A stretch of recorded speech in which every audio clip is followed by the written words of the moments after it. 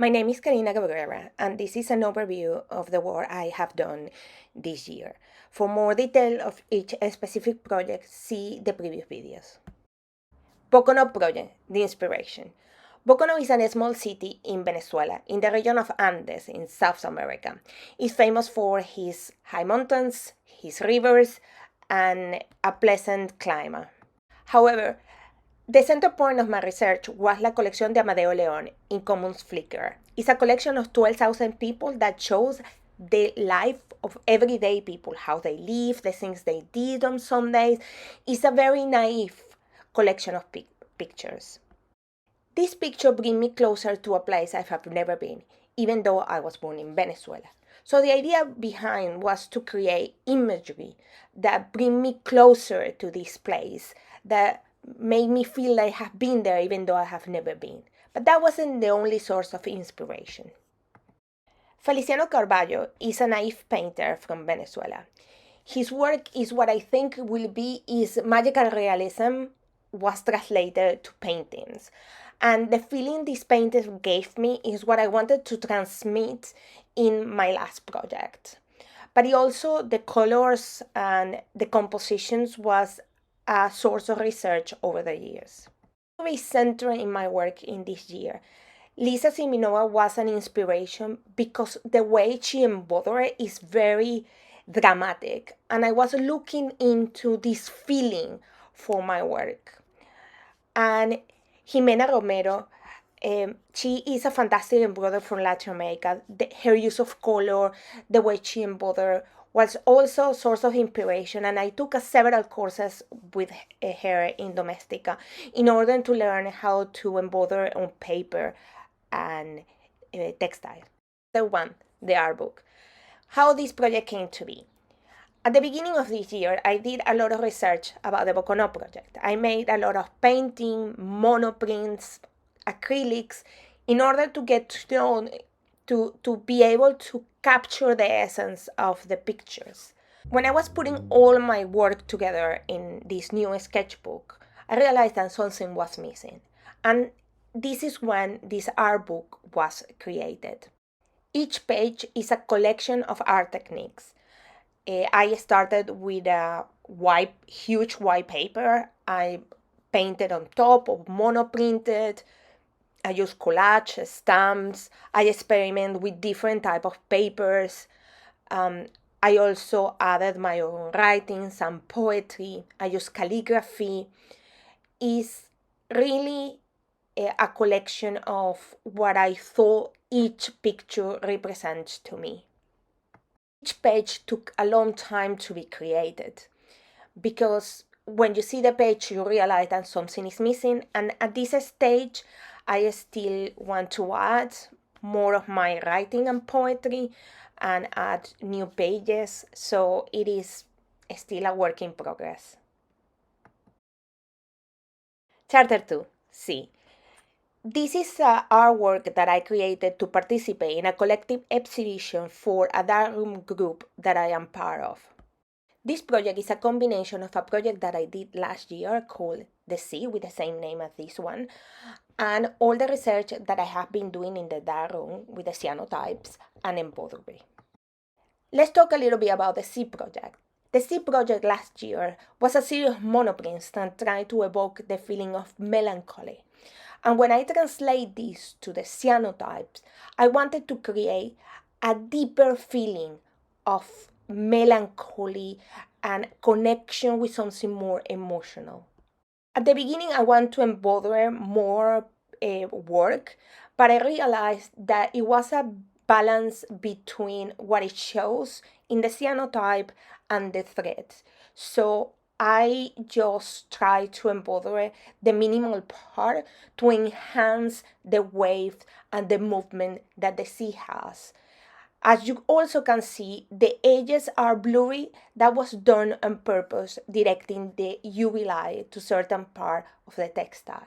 I hope you enjoy this project too. Chapter 3, the Boconó Wall.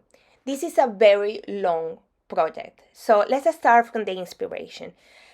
this is the project that is closer to the magic realism. Each scene is trying to be an intersection between the imaginary, the fantasy, and the reality.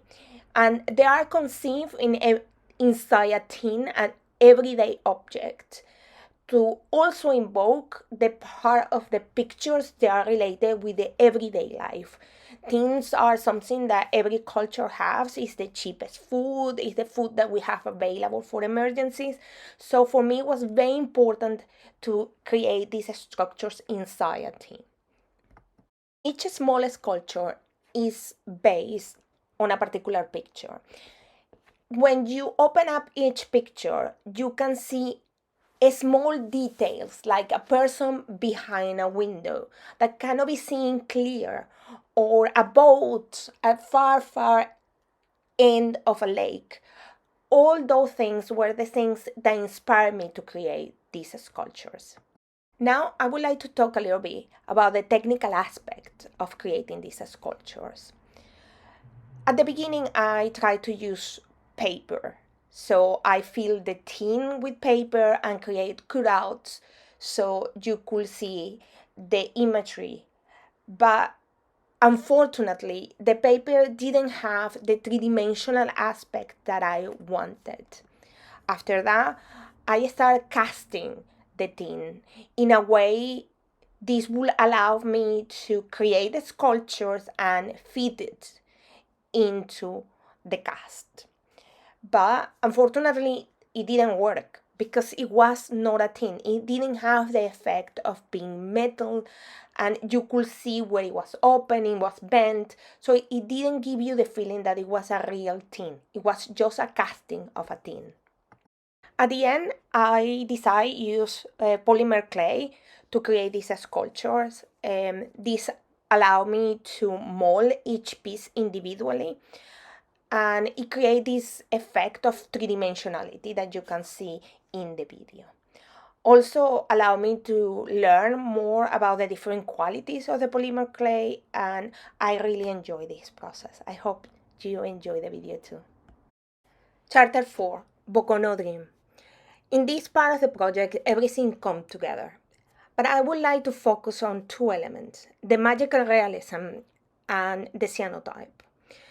The cyanotype is the medium that I decided to use, even though I experimented with different form of transfer images to a fabric, because it has a vintage element and also fade away. You cannot control exactly how the image is going to look on the textile, and it changes from different type of textiles. So for me, it was important that it was an element of randomness through all the work.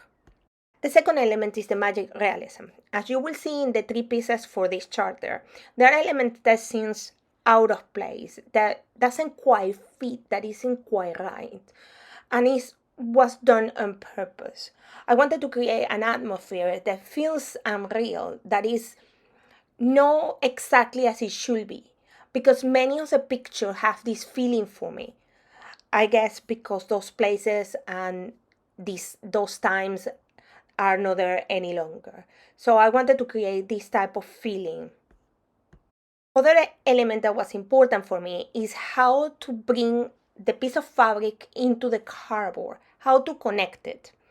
I experiment with different form and shapes, even connecting the three pieces together, and nothing seems to work until I realized that I didn't need to do it in a square and linear shape, that I could use different type of stitches and patterns to sew the fabric into the cardboard, to give more the sensation that each piece is unique, each element is their own. At the end, these three pieces are the creation of places that never existed, and that's the beauty in it.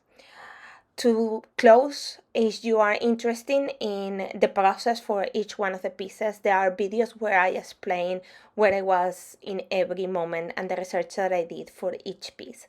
So just go back to the other videos for reference. Have a lovely day. Bye.